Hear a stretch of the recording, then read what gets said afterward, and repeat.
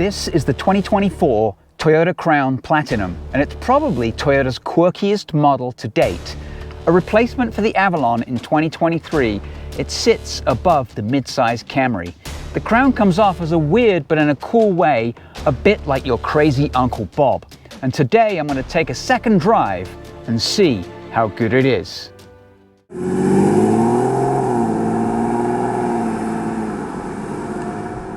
So if you're looking for a vehicle that is not a crossover, isn't an SUV, and isn't really a sedan, then this is the one to choose.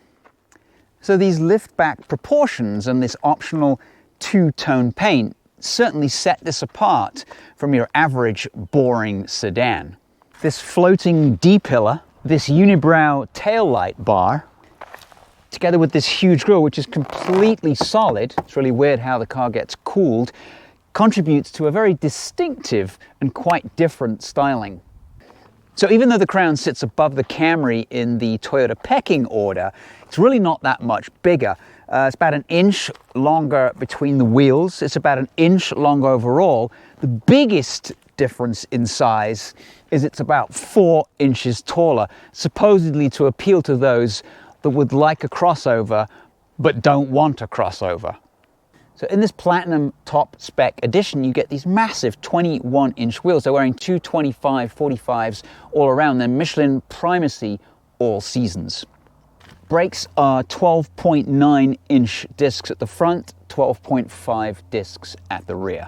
At the back you get Crown with the letters all spaced out across the back of the trunk lid, Platinum trim and hybrid max powertrain. We'll go into that in a second. Now, one thing that really is annoying is the release. There is a trunk release inside the car, and then obviously you can use the key, but finding this, normally it would be sort of under here, but it's actually a button somewhere right here, and you've got to run your finger along here to actually find it. Really quite annoying. Once you're in here, it's pretty good. 15.2 cubic feet of space. I kind of wish it was a hatchback, which would give you a lot more utility, but it does have 60/40 split seats so you can poke long items through. And under here, you get a pretty decent spare. Under the hood is a 2.4-liter turbocharged 4-cylinder engine, good for 264 horsepower, 332 foot-pounds of torque, which you could consider to be pretty decent. But this one's enhanced by 2 electric motors, one on the front and one on the rear, making it all-wheel drive. Combined, it's got 360 horsepower, 400 foot-pounds of torque. It's driven through a 6-speed direct drive automatic, and it'll get you from 0 to 60 in about 5.1 seconds. One negative, considering that this is the highest spec you can get, it has an old-fashioned rod to hold this hood up, and it's hotter than the center of the earth. So how much is it? Well, base price for this Platinum model is $53,070. There's one option on this car, $425 of paint. That takes the out-the-door price to $54,950. Very high marks for the amount of room in this. It's got okay headroom, but the swoopy roof does sort of come a little bit low even for me. But these are wonderfully comfortable seats, obviously leather covered. They've got some rear lumbar support. You've got a really nice set of cup holders. One miss though, there's just vents. There's no control for the rear AC.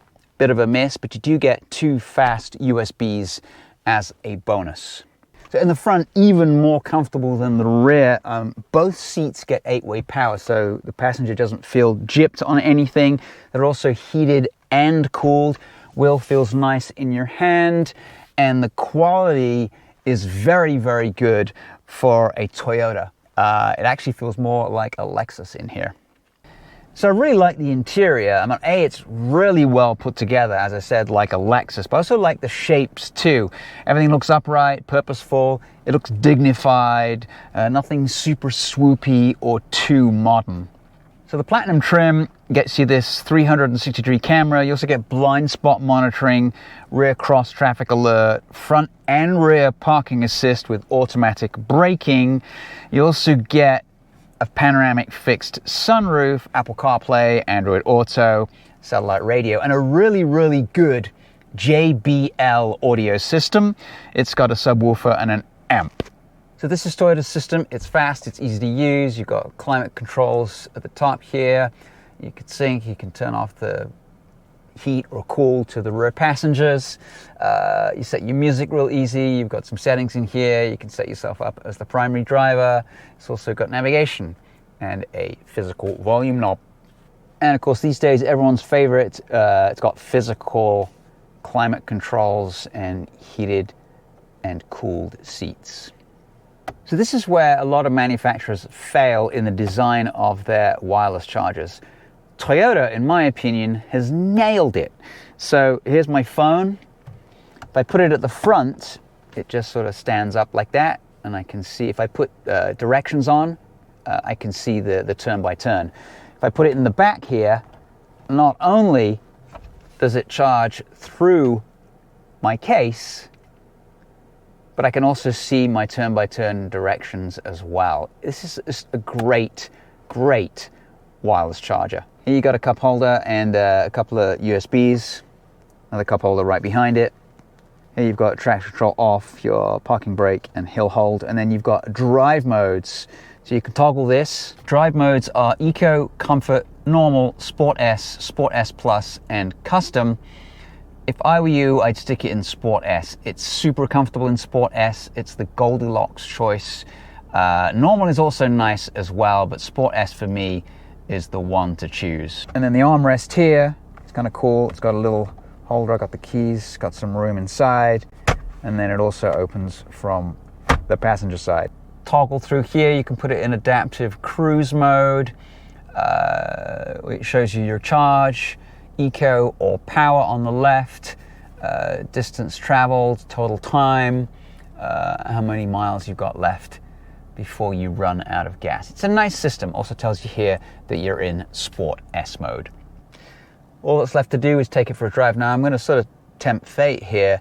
It does have all-wheel drive. I feel all all-wheel drive vehicles should be taken on a truck trail, but we have to be careful.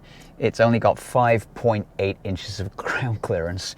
Yeah, it is 4 inches taller than a Camry, but it doesn't have any more ground clearance. So we will be careful, but we will take it on a dirt road and see how the four-wheel drive system works. All right, Sport S, off we go. So even in Sport S, the suspension is incredibly comfortable in this car. It's just so soft. Really, the biggest difference is how the transmission acts. And if you drop it into normal mode, you can sense that more of the motors, the electric motors, are kicking in. But I do like Sport S. That's my favorite mode right now. So what we'll do is we'll head down here and we'll take it onto the freeway, and then we'll try it on some twisty stuff and see how it does. So stomp on it from a stop at a light, and it just flies. It hooks up and it goes. No delay, no turbo lag, because the electric motors are there to help it. So mid-range acceleration is also pretty good. It just goes. Well-controlled suspension too. You don't get too much rise and fall when you hit the brakes. Doesn't dive too much. Brakes are good as well. A lot of hybrid brakes are a little bit iffy, but this isn't too bad. And the steering is nice, because you can't really feel a thing that the wheels are doing. I'm just surprised how smooth the suspension is and how good the ride quality is on these 21-inch wheels. So let's test out the cool seats here. They get cool pretty quick. I may have to turn them down.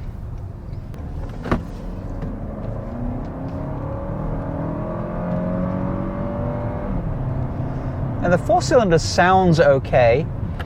It's not the best sounding 4-cylinder. It doesn't sound strained in any way.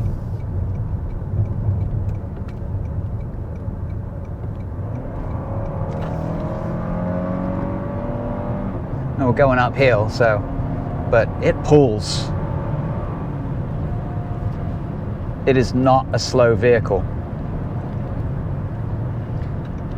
Now, I don't think Toyota expect to sell too many of these. I haven't seen a whole lot of them on the road. The majority of them have been the lower spec models.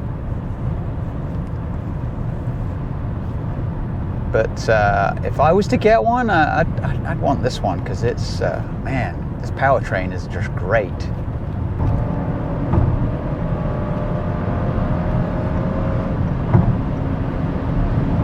This thing is quick. I mean, I'm going uphill right now, and it added an easy 20 miles an hour onto my speed. It does feel a little bit kind of floaty. It's definitely under control. The chassis is really good. The suspension's really good. It does a bit of a floaty thing, which I kind of like. It's definitely well damped. It sort of reminds me of, or it's like a Buick, you know. It's quiet, soft suspension. All right, so we're going to get off the freeway here, and I wouldn't say we're going to attack turns, but we're just going to cruise along and see how it handles on a little bit more of a technical road. On the freeway, it's amazing. This would be a fantastic road trip vehicle. It's just so comfortable. All right.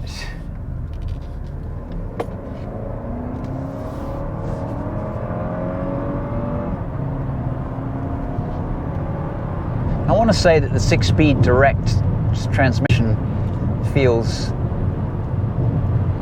almost like a CVT, but it's not. It's nowhere near as bad as a CVT, but it's a nice transmission.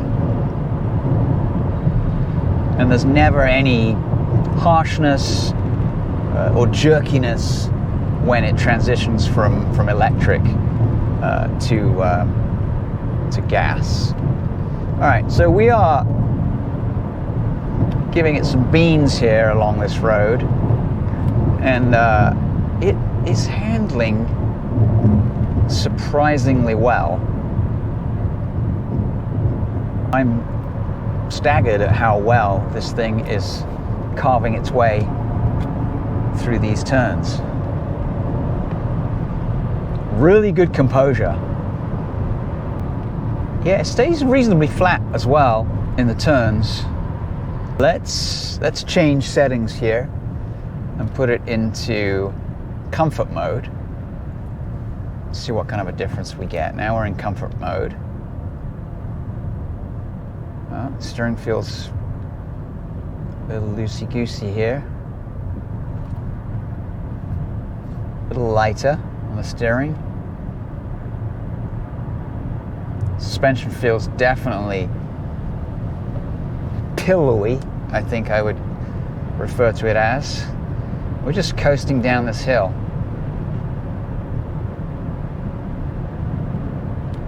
And then when we want more power, doesn't get all aggressive and drop down a gear, just rides on that wave. But even in comfort mode, it's actually decently composed too. This is kind of a bit of a bumpy, undulating piece of road. Definitely a bit less precise, but comfort is nice. Just like these seats. Yeah, so we're going downhill now, and it's just soaking up everything. Now we will get to a spot where the pavement is pretty torn up, and I just want to see how well it copes with that in comfort mode. I'm impressed. It handles really well in comfort mode. Admittedly, this is pretty smooth pavement. And that is all going to change in a minute. Okay, let's go. All right, you can hear it. It's much noisier. It's crap, but it doesn't matter how noisy it is. It matters how smooth it is for me. and it's really smooth. So it makes me quite excited about going off-road. It doesn't have any kind of off-road mode. I have no idea if anyone's even taken a Toyota Crown off-road, but I'm gonna do it anyway, and we might try it on our little short technical hill. And the only thing that I'm worried about is cresting, because it hasn't got any ground clearance. So here we are at the least difficult off-road section. It's technical, and I'm slightly worried that this car is not going to make it. It only has a 5.8 inch ground clearance, and looking at the front, I'm worried that it's just all going to go horribly wrong. So let me show you exactly what I mean. Look how low this front spoiler is versus this rock right here. In theory, if I go forward, the nose should lift up, but that is extremely worrying. And then the other big worry is, if I do make it, am I going to be able to get down? So let's just take it on some truck trails. Well, I thought that would be a bad idea, and it turned out that it was. So let's just go on a mild truck trail. Let me make sure it's in comfort mode. All right, it's in comfort mode. It's very bright. Well, it is comfortable. It's also quite warm today. So I got the cooled seats on, the AC on. Set that to 69. And this is sort of loose gravel kind of stuff. Good for all-wheel drive to get its teeth sunk into. Now the electric motor on the rear just drives the rear wheels. I'm not sure that it talks to anything at the front. It just kicks in when it's needed. I'm not quite sure how sophisticated the system is, but if I'd had more ground clearance, I would have given it a shot. But 5.8 inches is just not enough, and I just don't want to damage this car. So we'll just go along this little truck trail for a while, get the car a little dusty, see how it handles on this kind of stuff. Very smooth is what I can say. For a second there, we were wafting along in EV only mode, which is nice. It makes it quiet and smooth. I think I was expecting a little bit too much out of the Crown all-wheel drive. It's not a Subaru. It's not an Audi all-road. It's a Toyota Crown. Just take it around this turn quick and see how the all-wheel drive system works. See if there's any real understeer.